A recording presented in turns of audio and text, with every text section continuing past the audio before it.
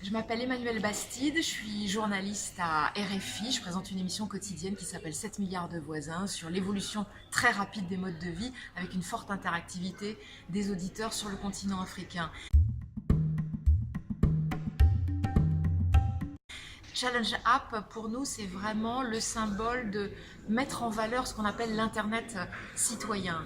On parle à l'Afrique. L'Afrique, c'est un continent qui manque énormément d'infrastructures, très peu bancarisé, pas de routes, des difficultés de connexion. L'Internet citoyen, ça permet des raccourcis, de se bancariser, de s'entraider, de s'envoyer de l'argent.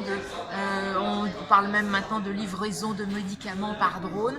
Et les startups dans tout ça, c'est pour donner de l'emploi à des jeunes qui se sentent valorisés, qui ont énormément d'idées, énormément de créativité, qui manient très très bien les nouvelles technologies et qui ont envie de trouver leur place dans des sociétés où ils sont majoritaires sur le plan démographique et pourtant ils ne sont pas suffisamment écoutés. Et puis c'est aussi l'Internet citoyen en Afrique, une façon de reconnecter l'Afrique au reste du monde. Il ne faut pas se leurrer, l'Afrique est en retard dans son développement. Peu de routes, des systèmes de santé complètement défaillants, l'éducation qui ne fonctionne pas encore suffisamment bien, pas assez de filles à l'école par exemple. Et donc l'Internet citoyen, c'est aussi une façon de dire à l'Afrique, avec Challenge App, avec des concours sur le digital, vous faites partie du reste du monde et d'ailleurs même avec certaines innovations, vous allez tirer le reste du monde et changer le reste du monde.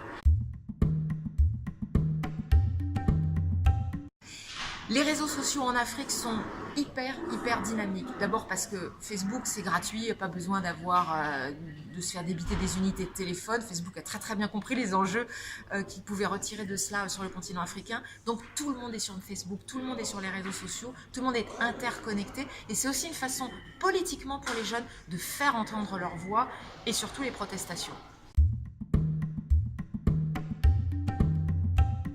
L'Afrique, ça bouge vite, très vite, mais beaucoup plus vite encore que ce qu'on pourrait imaginer. Une anecdote, j'ai rencontré une jeune étudiante d'une petite université dans le fin fond de la Guinée-Conakry. Vous voyez, on n'est pas à Lagos au Nigeria. 2 jours après, elle était sur WhatsApp avec moi, en dialogue, elle prend des cours d'art oratoire, elle veut faire de la politique. Les jeunes bougent très vite, changent très vite, ont plein d'ambitions, plein d'idées, et c'est eux qui vont vraiment relever tous les défis du continent demain, peut-être même déjà aujourd'hui.